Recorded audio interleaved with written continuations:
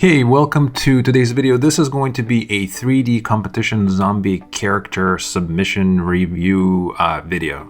So if you participated, thank you so much. It was so awesome to see everyone's work. If you have not participated, consider joining our Discord channel where we once in a while just have super fun 3D challenges with very little rules. So in this case, this was sort of the direction. A couple references were provided and there's no rules. You could use any software, any style. The only rule is that has to be, you know, a zombie character, right? So these are the rules. So let's go ahead and start reviewing some of the great submissions.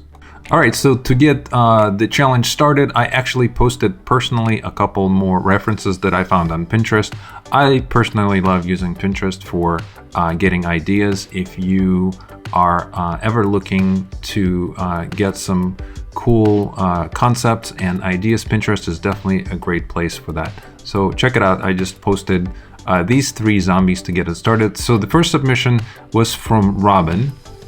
And this is his hilarious little zombie, and he has a couple versions of this guy. So here's the first version, and it's really cool, honestly, to see that some people are using ZBrush for iPad. So I don't really have the iPad version of the ZBrush, and it looks really cool and very promising.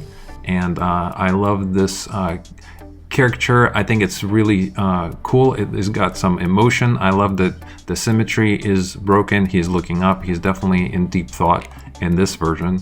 Robin, I think that looks really cool. It looks like this was actually used as a reference. I can see some similarities there, which is really, really cool. All right, so the second version of this guy is here, still from Robin. And this is nice, right? This was leveled up. This one has skin texture. He's got the bushy eyebrows. He's looking up. He's still thinking, but maybe he saw something he can eat, which is really cool. He's got a little, a little cut in his ear, which is nice. And the painting job is nice as well. So Robin, thank you for your submission. This is fantastic. Let's continue. The next submission is from Lubisic, and I'm sorry if I butchered your name, but this is Can the Butcher, and this is great because Can the Butcher comes in 2 forms. We have the turntable, and we also have a little animated short, which is cool. Let's check it out. All right, so here's the turntable of Can, and I love it. Check it out. I love all the fat rolls. I think that's great. I love the detail in the back. It's simple, but really well done, very clean. I love the crazy knife in the head. The Can character doesn't seem to be bothered by it that much. If anything, I think he's, somewhat tickled. He's like, I could take this, and maybe it even motivates him to be even more evil. I love the red eyes. He's looking up. Really cool, right? Very well executed. Interesting background as well. It kind of gives you that grungy feel and gives you a nice mood for the character. So this is great. Let's go ahead and see the short.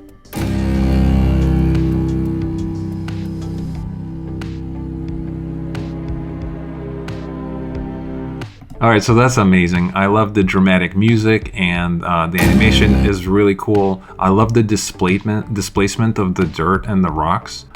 This is really cool. I think this could easily be used in some kind of a short film of some sort. And, this could even be a product, right? Like you go for Halloween trick-or-treating and this guy comes out from the ground. That would be pretty spooky.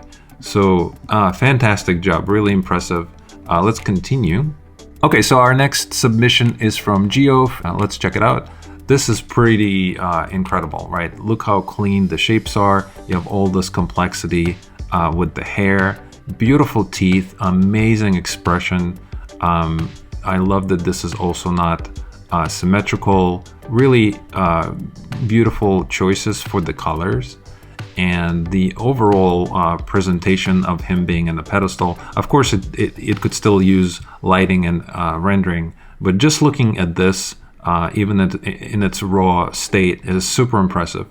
I love it. I think it's really cool how you also created this indentation of the skin and little detail on the mouth, right? All of that. I love the simplicity of the ear design, and really great. Bravo on this piece.